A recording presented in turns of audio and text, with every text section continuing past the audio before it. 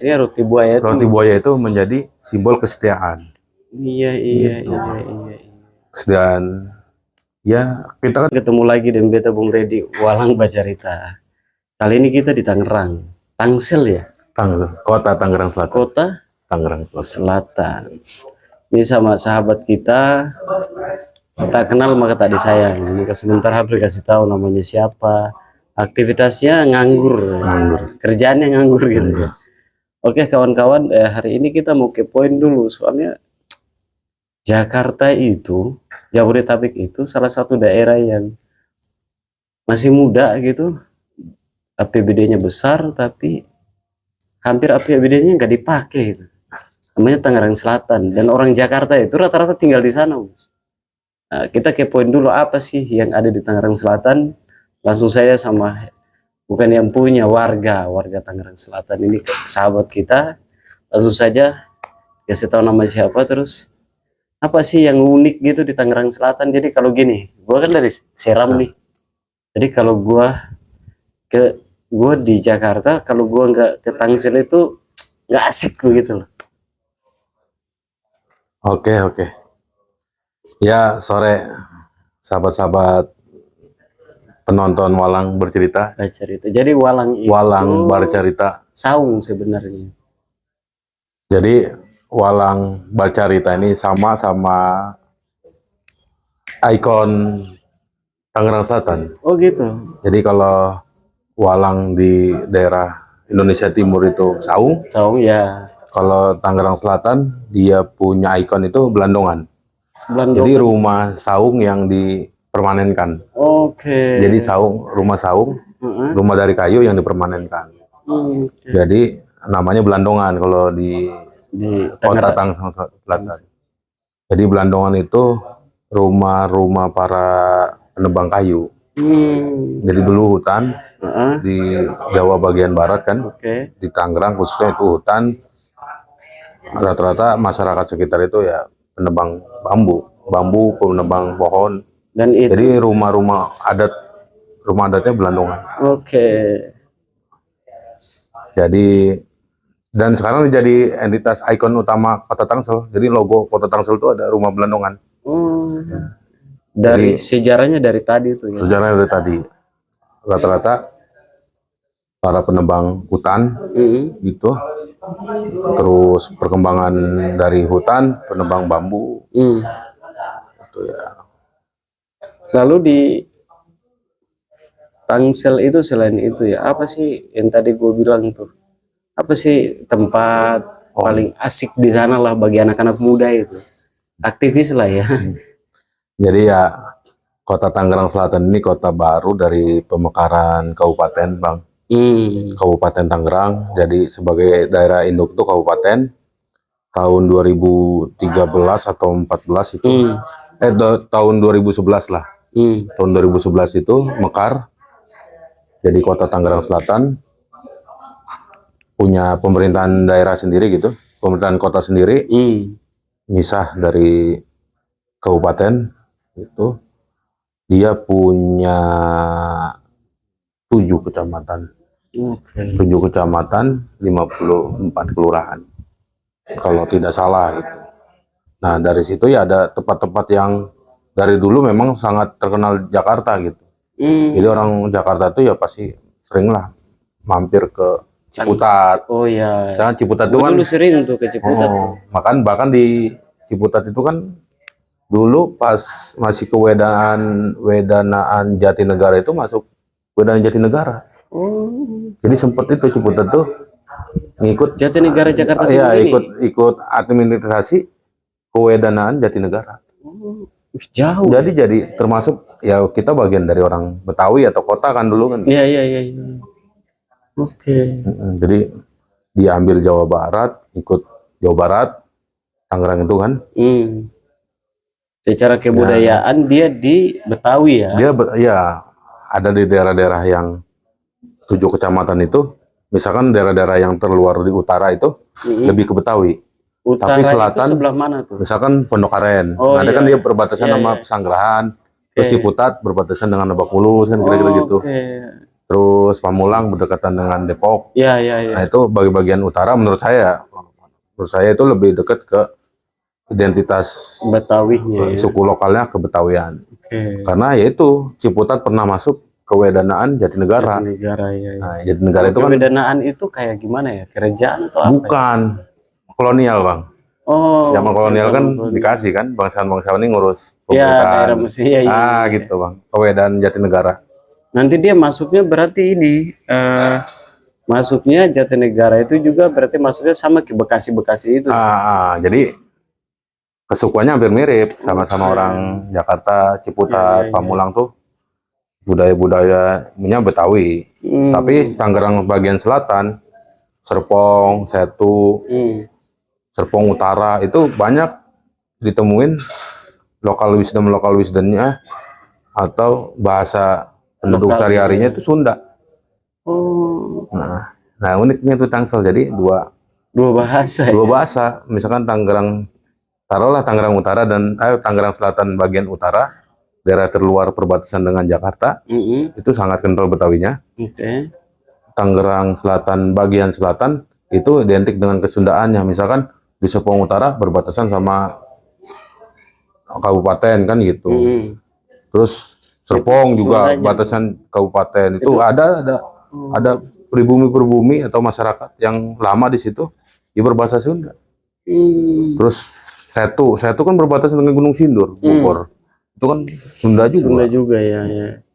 Ya walaupun karena efek perpindahan warga Jakarta ke Tangerang Selatan bagian selatan itu juga cukup tinggi, jadi ada juga Betawi. Tapi masih secara populasi suku yang maksudnya yang secara kuantitas ya masyarakat Betawi.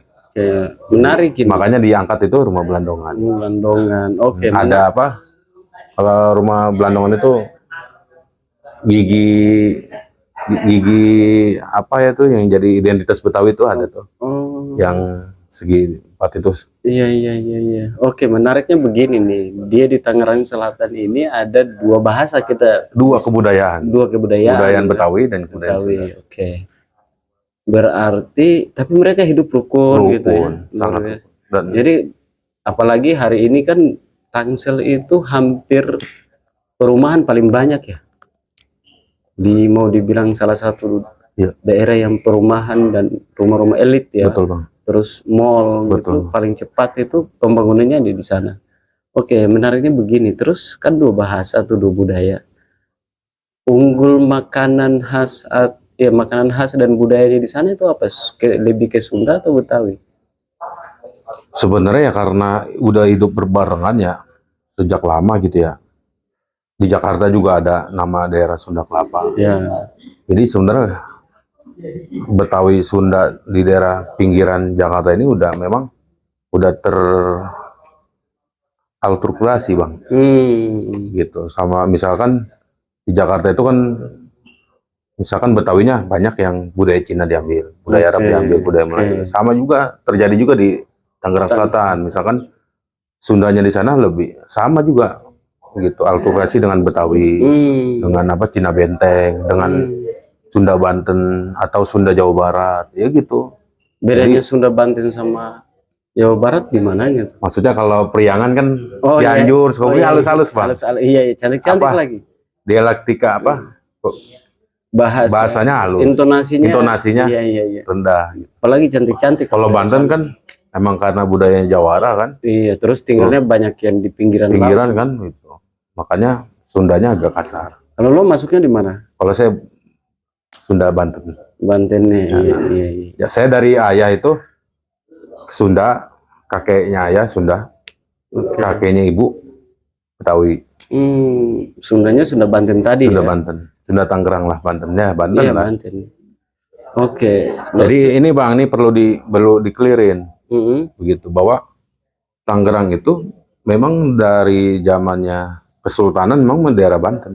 Nah, jadi daerah Kesultanan Banten sebelum Indonesia merdeka. Sebelum Indonesia merdeka udah ada nama Tangerang dari bahasa Tetengger. Itu batas. Jadi kan Banten ini ketika POC datang kan berbagi wilayah. Ada wilayah yang tadinya dari Sungai Cisadane ke Jakarta itu ya milik VOC, dikasih sama Kesultanan. Dari Sadane ke sana selatan itu punya Kesultanan Bandung. Nah, makanya daerah Tetengger itu jadi nama daerah Tangerang.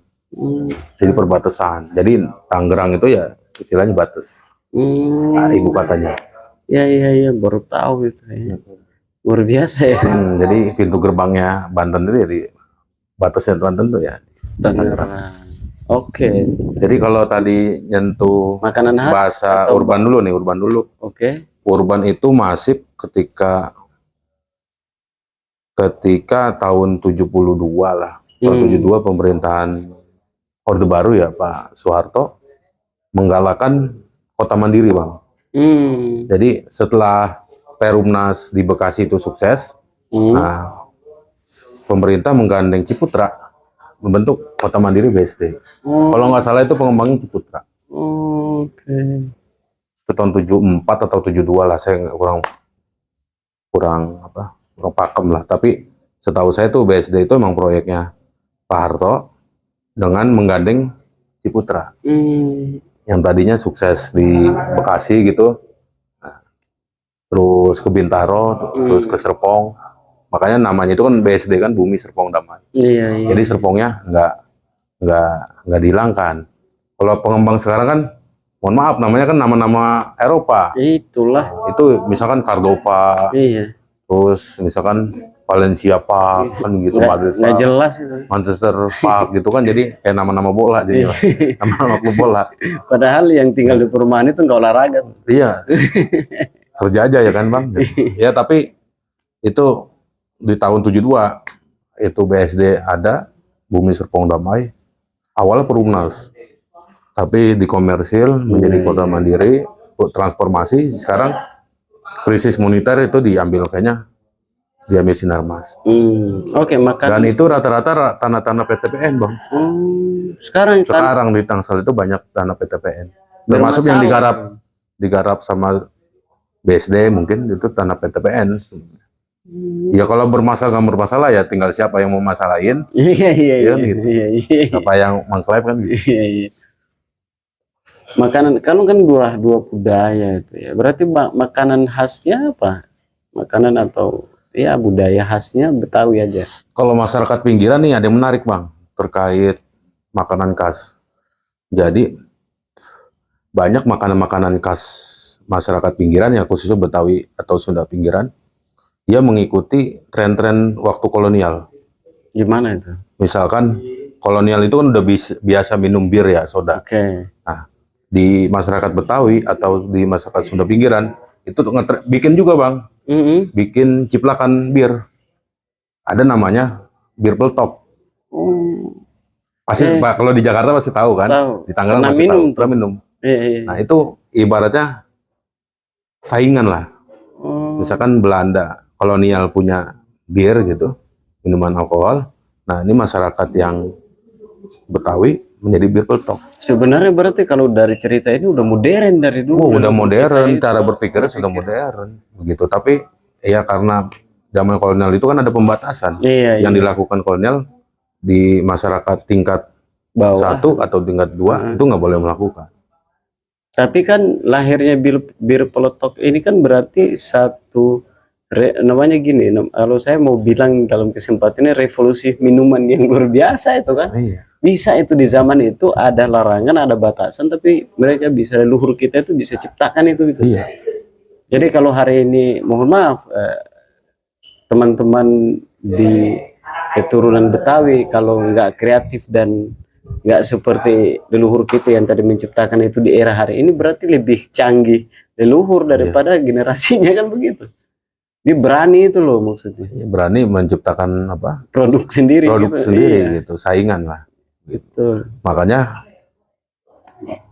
gaya-gaya bir peletok dan bir yang punya kolonial itu hampir sama kan? Ada busa. Ciri-cirinya hampir sama bir lah gitu kan. Ada bedanya, cuma kalau bir kolonial kan dari alkohol. Kalau bir peletok dari rempah-rempah. Jadi hangat. Betul, buat badan segar, buat badannya capek ya. Jadi ada manfaat secara kesehatan dihitung juga bang. Bukannya hanya anti kolonial kan, tapi ya kesehatan dan apa kebiasaan masyarakat sekitar masyarakat kepake semua tuh, daun serai, temulawak. Lo kan orang Betawi ya, gua itu sampai sekarang itu gua lagi masih nggak tahu tuh roti buaya itu. Tadi kan biru peletok kan jelas tuh semangatnya jelas. Kalau roti buaya gimana sih ceritanya? Ya kalau kan itu kalau saya ya nih, punya kepercayaan. Karena begini, karena gua suka sama cewek Betawi nih, gua mau lamar nih, wajib tuh kan? Iya. Bawa roti buaya. Seserahan namanya. Seserahan kan? Nah, gimana ceritanya roti buaya itu? Kalau saya sih dapat cerita, ya kalau saya kan Betawi di Tangsel, mungkin nggak 100% sama sama Betawi di Jakarta atau Betawi di Bekasi atau di Depok. Nah kalau saya meyakini, ya saya dapat cerita dari orang-orang tua dulu bahwa di Sungai Cisadane itu ada dua buaya. Jadi dua buaya itu ada namanya Cisadana dan Cisadana itu laki-laki dan perempuan. Gitu.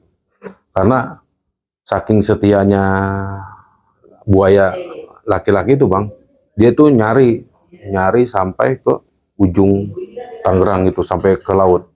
Makanya terjadilah Sungai Cisadane itu. Maka Cisadane itu dibilang lurus enggak, bengkok-bengkok iya bang.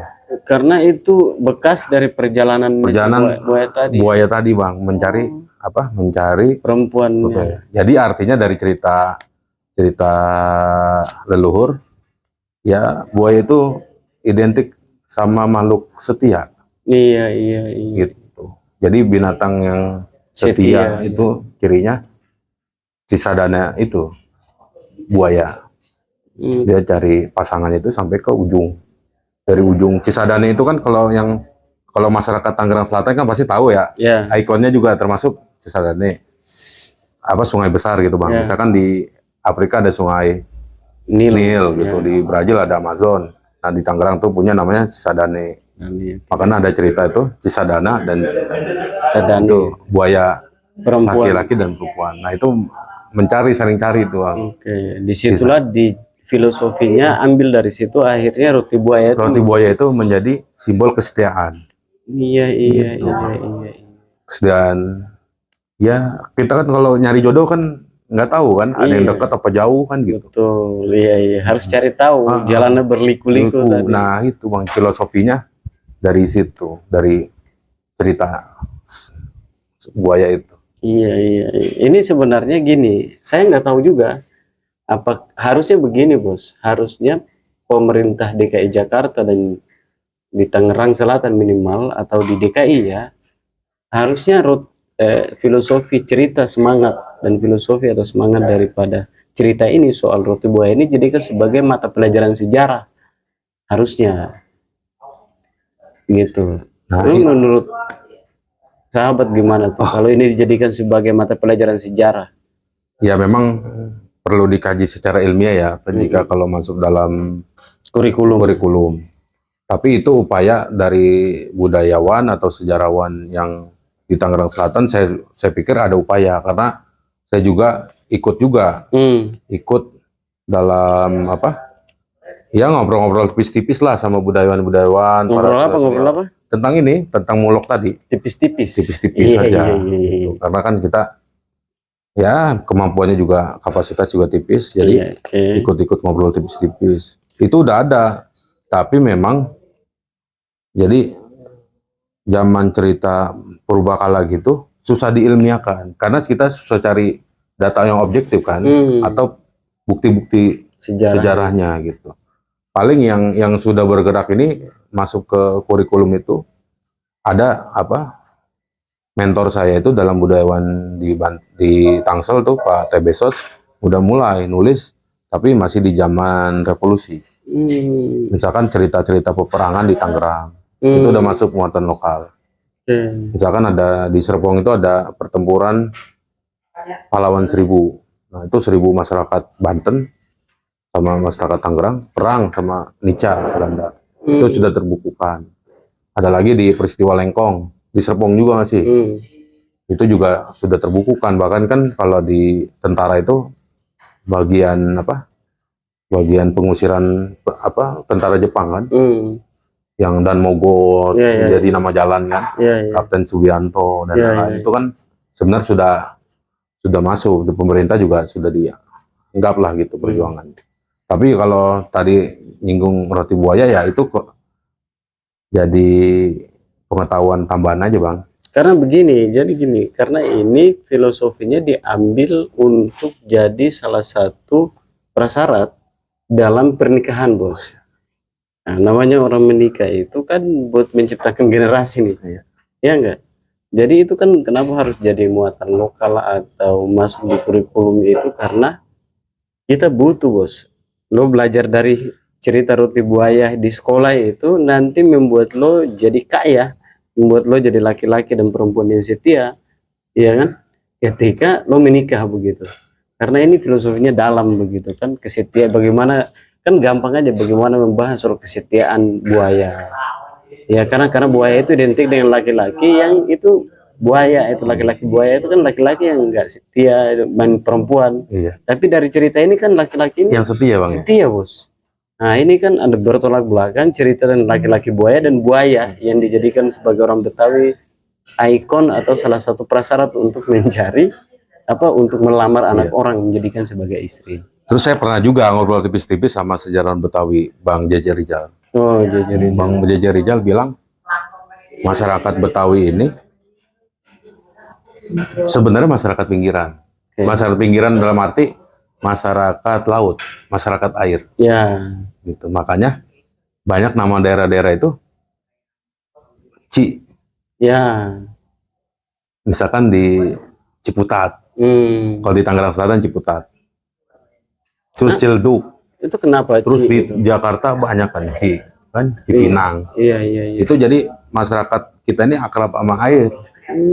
Gitu. Mungkin nanti nyambung ini ya, kita sambungin aja lah ya, biar seru nih bicara. Makanya kalau masyarakat Betawi lupa sama air, lupa merawat sungai, lupa merawat laut, ya mungkin jadi buaya darat. Jadi nggak setia dia. Nggak setia, iya. Karena dia juga sebagai masyarakat laut. Gitu. Makanya kan orang Betawi itu kan kalau dia cerita itu belak-belakan tuh, Bos. Nah, kalau contoh kami di timur itu, karena nggak usah contohnya saya di Pulau Seram. Itu kalau yang tinggal di gunung itu agak halus tuh. Ngomongnya gitu ya. Nah, tapi kalau yang kami nih belak-belakan. Saya nih belak-belakan, AA, BB, mau ngomong apa ya udah gitu. Sama kayak orang Betawi. Kan ya di seluruh Nusantara gitulah. Misalkan di Cirebon, Tegal gitu kan ngapak ya kan. Ada budaya ngapak ya kan. Kalau nggak ngapak nggak asik. Ya kira-kira Betawi juga begitu kan. Kalau nggak kita ungkapin langsung, intonasi tinggi kayaknya ada yang kurang. Ya, betul. Makanya itulah ciri-ciri masyarakat pinggiran laut. Pesisir lah ya, bahasanya pesisir, masyarakat pesisir ya. Masyarakat Betawi sebenarnya ada masyarakat pesisir. Iya, Bos. Jadi ini nyambung nih, kayak om gua dulu itu sebelum Indonesia merdeka, dia juga sempat tuh ceritanya mereka tinggal di Bekasi sana. Dan itu betul bahwa dari cerita mereka itu kayak Senen itu juga masih laut sebenarnya katanya. Benar ya? Masih rawa lah, bukan laut lah. Rawa itu. Makanya banyak nama-nama di Jakarta atau di Tangerang rawa. Misalkan di Tangerang itu ada rawa betik, rawa apa gitu. Rawa buaya gitu kan itu. Rawa belong. Iya. Memang daerah dulu Jakarta ya mungkin daerah unproduktif. Makanya itu dibuang sama Kesultanan Banten. Mungkin pertanian juga nggak jalan gitu kan. Bikin perkebunan juga nggak jalan, makanya di VOC kongsi lah kira-kira kongsi kan sama VOC dibuat kota kan, VOC kota. Karena ya semangatnya VOC waktu itu kan berdagang, jadi hasil bumi yang dari sekitar Jakarta di pool kan di kota Jakarta. Sunda Kelapa ya? Sunda Kelapa. Oke, Bro. Ya kira-kira tipis-tipisnya gitulah karena saya juga bukan budayawan. Tapi gini. Tapi masuk akal ya. Maksudnya begini bos, saya itu kalau kita ngomong sama budayawan itu biasa. Tapi kalau anak muda yang bicara soal budaya itu luar biasa. Karena apa? Anak muda berarti anak muda lo nih nggak tahu soal sejarah Betawi, tapi lo bilang gua anak Betawi bos.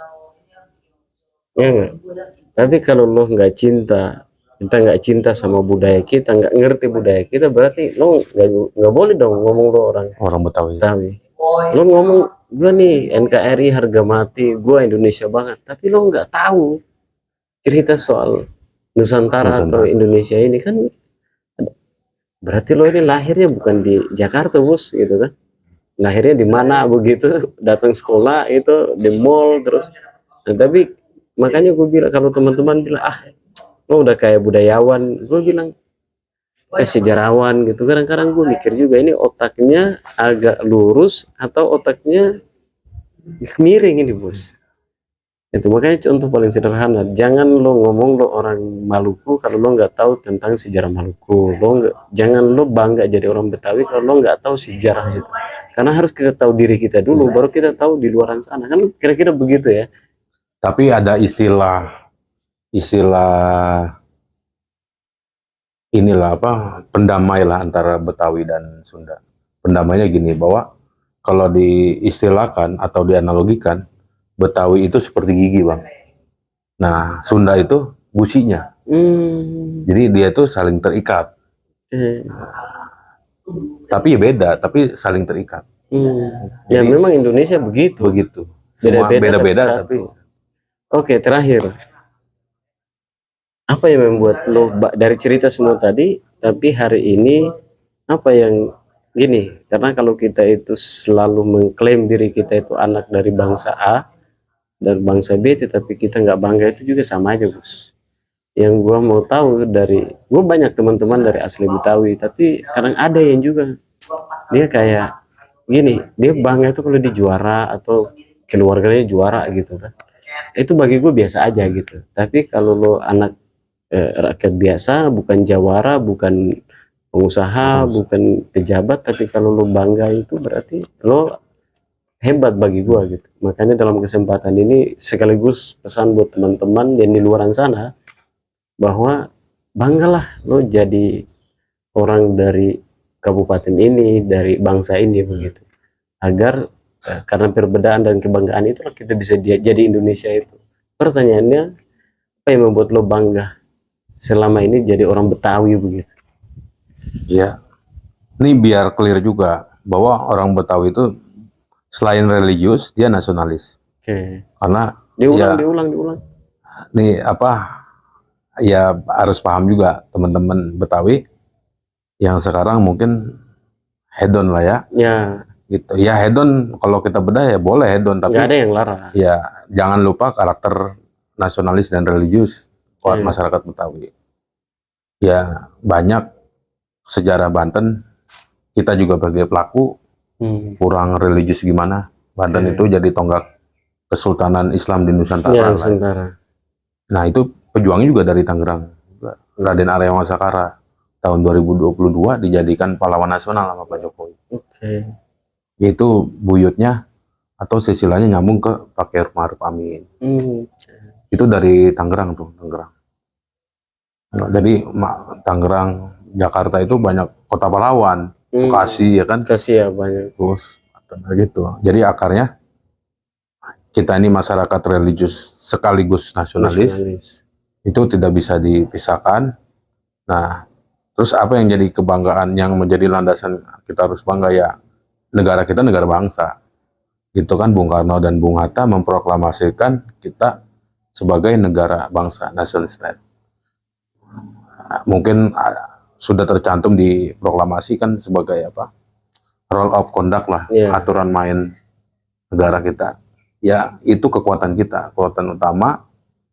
Ketika kita sudah tahu jati diri bangsa, ya kita nggak sulit-sulit juga mengamati dinamika negara-negara di Tiongkok, terus di Timur Tengah, di Eropa. Ya memang mereka juga berangkat dari bangsa-bangsa di cita-cita leluhur dia, Jepang, Cina ya. sebelum jadi negara-negara modern kan. Ya. Dia menguasai sejarah-sejarah bangsanya gitu ya.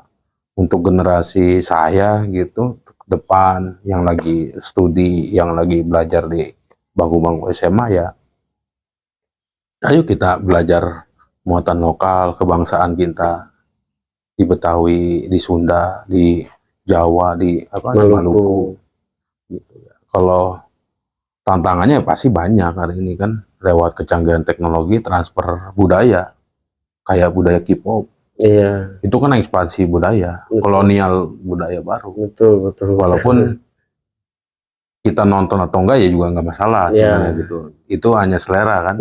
Tapi kalau kecanduan nih jadi kolonial. Bahaya, Bos. Bahaya. Itu bisa, apalagi kita kecanduan dan lupa budaya kita itu kan. Jadinya kita bukannya jadi buaya yang roti buaya tadi, tapi buaya darat nanti. Jadi buaya darat, bukan orang yang setia. Iya, betul. Terus ya kalau buat Tangerang Selatan sendiri ya baru jadi kota satelit ya sekarang Bang ya. Kota satelit, terus APBD-nya juga saya klarifikasi Bang, ya belum gede-gede banget. Oh gitu ya. Nggak ada 20%-nya dari Betawi, masih dari Jakarta. Jadi dia penyangga ibu kota yang kira-kira APBD-nya masih ikutin daerah, bukan ibu kota. Iya. Gitu.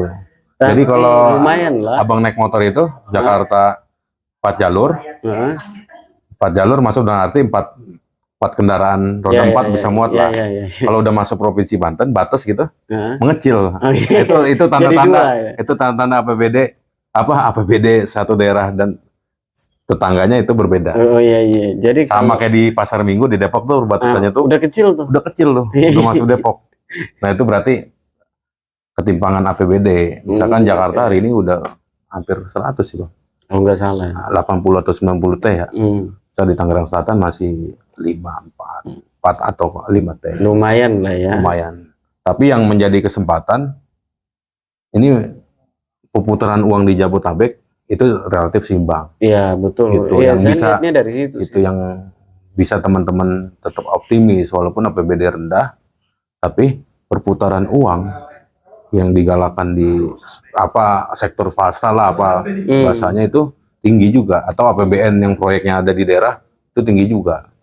Di Tangerang Selatan tuh hampir 80 T putaran uang swasta di luar APBD. Luar biasa. Pesan terakhir, jangan terakhir lah gitu, karena kita kan bisa podcast lagi gitu kan. Penutup buat hari, buat sore yang indah ini gitu kan. Dari Tangerang Selatan. Ya terus berkarya, anak muda harus punya karya jika ingin berdaya gitu. Berdaya dan insya Allah masuk surga. Amin. Karena memang tujuannya itu aja. Iya kan? Siap. Lo mau sibuk apapun di dunia ini ujungnya di situ. Itu kawan-kawan ya, di Walang itu memang apapun ceritanya, tagline-nya itu penting bermanfaat. Dan kalau bermanfaat cerita tadi disebarkan sebanyak-banyaknya, terutama buat kita semua. Apapun fans lo terhadap budaya luar terserah. Tetapi jangan lupa budaya bangsamu. Karena dengan adanya budaya bangsamu, kamu akan hebat dan kamu akan dikenal, kamu akan jadi pembeda dari yang lain. Siap. Sekian dari Walang Bercerita, sampai ketemu di konten-konten selanjutnya. Terima kasih. Siap. Salam sehat. Salam sehat. Dari polusi udara.